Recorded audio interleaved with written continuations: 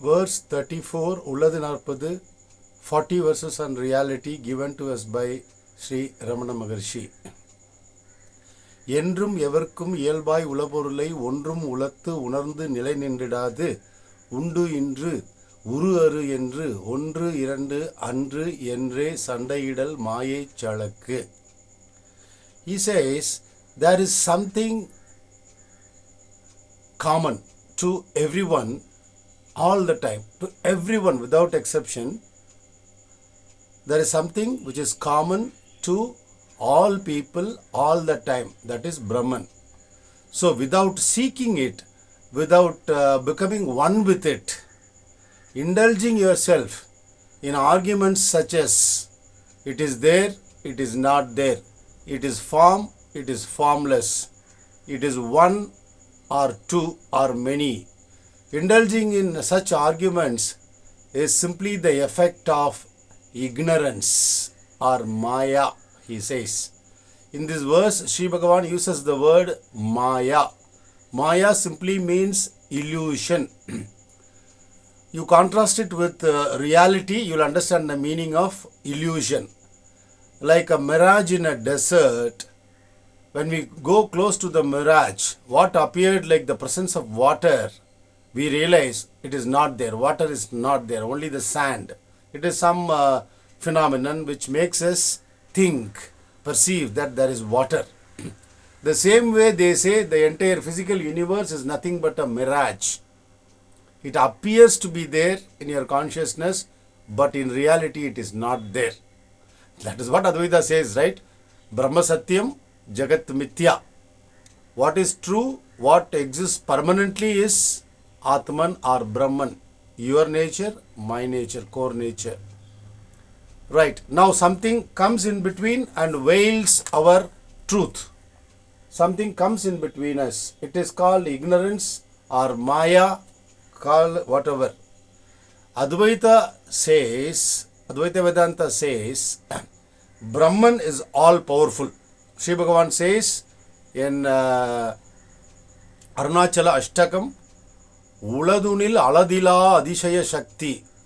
In you there is this wonderful power.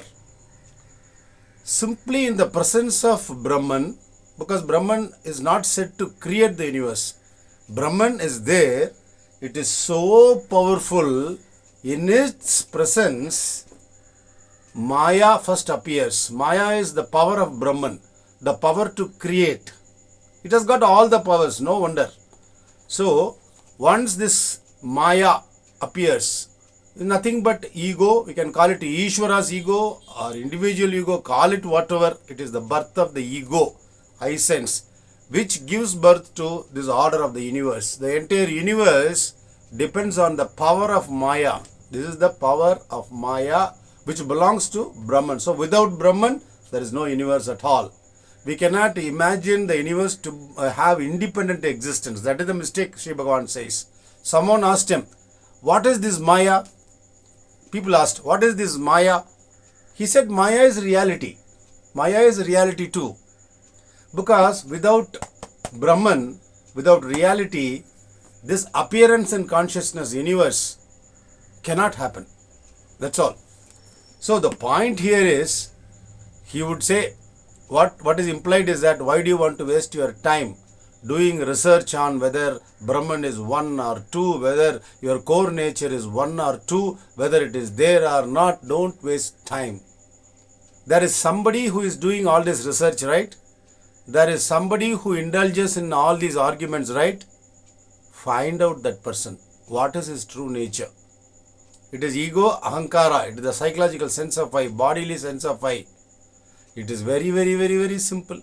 What Sri Bhagavan taught is very, very simple. Ego is functioning all the time in you. Are you the ego? Are you the bodily sense of I? There is something else which is giving birth to this I thought, which is this ego, ahankara. Find that source. One thing appears as all this. What is that one thing? That is said to be Brahman. What is Brahman? It is first fundamentally formless, because we are all addicted to forms only.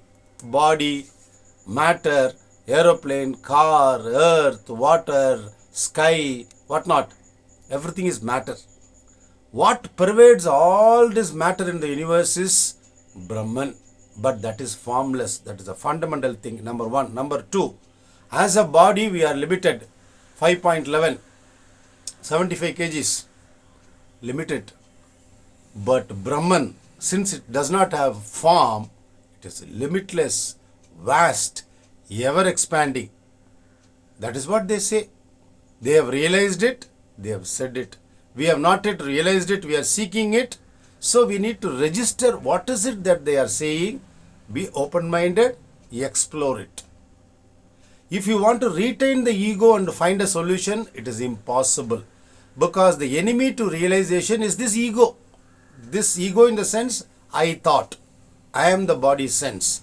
So if we retain it, we can never ever attain to that state that jnanis have attained to. So in this, he says, avoid all unnecessary arguments. In Devi Kalotram also there is a verse, Oruvuga Veen Vadamudan Ulaga Koti.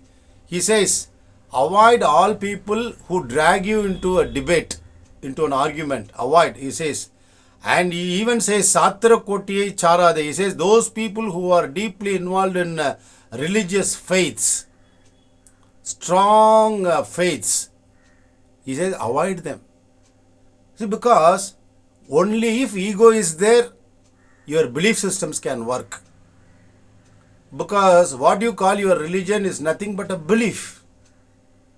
Because the body as such does not have any religion. The body is a biological machine with so many systems, cardiovascular system and blood circulation system and so on. It does not have any religion. It is all superimposed. It is all programmed in our minds. So we all tend to behave as programmed puppets, so to say. So he says simply avoid all that. There is somebody who is getting into arguments, right? In you, who is that? There is somebody who believes in something, who is that? So should I not believe in Advaita Vedanta? No, you don't believe, but explore. Because if you are close-minded, if you already say Brahman does not exist, we will never get to realize Brahman. But what is making you say that Brahman is not there, as Shankara says, is that very Brahman. He says, whoever says there is no self at all, there is no Atman at all, it is the very Atman that is making him say Brahman is not there. See, because jnanis are realized beings. They have realized something through inward journey. And Sri Bhagavan teaches us to take that inward journey. No outward journey through the senses, no outward journey through the mind. Because it is of no use. We will go on, making the ego fatten. We will make him bigger and bigger. If you make the ego bigger and bigger, he will form a thick veil and we will never get to realize our true nature. So it is simply, as he concludes in Ulladhu Naarpadhu Anubandham, there is an extension to Ulladhu Naarpadhu.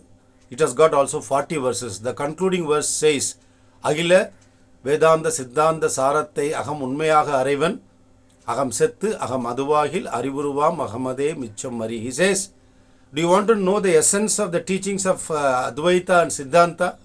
I'll tell you in all genuineness. He says, Bhagavan says, if ego dies and when you become that Brahman, in the absence of the ego, you remain as that, what remains is only pure knowledge, pure consciousness, without any mixture with matter at all.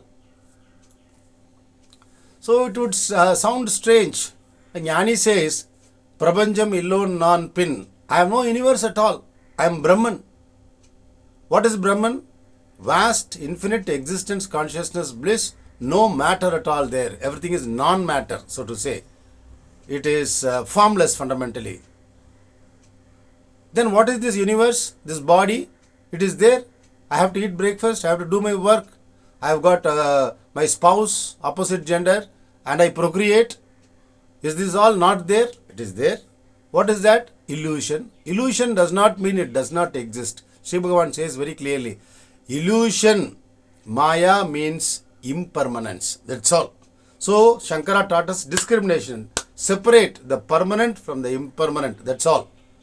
This body, the earth on which the body lives, the universe in which the world is there, they all belong to non-self. What is the substratum? Brahman. So segregate, separate, discriminate between the two. Truth, untruth. Self, non-self. What lies beneath this appearance, universe? It is Brahman. When? All the time. In you? Yes. Definitely. In my friend? Yes. With your spouse and children? Yes. With all inert matter like earth, other planets? Yes. Tell me one place where the universe, where Brahman is not. The whole appearance happens in consciousness. That is Brahman. Awareness screen. Sri Bhagavan uses this cinema screen technology, and he says, we are all like just screen. Everything else is cinema, including the body, the psychological sense of I. Everything is nothing but cinema. That's all. So, he says, there is something which is very natural to all people, all the time. That is what? Brahman. So, instead of seeking it, instead of becoming one with it through the process of vicharam inquiry, indulging yourself in arguments such as Brahman is not there, Brahman is there, it is form, it is formless, it is one or many, it is two, and so on.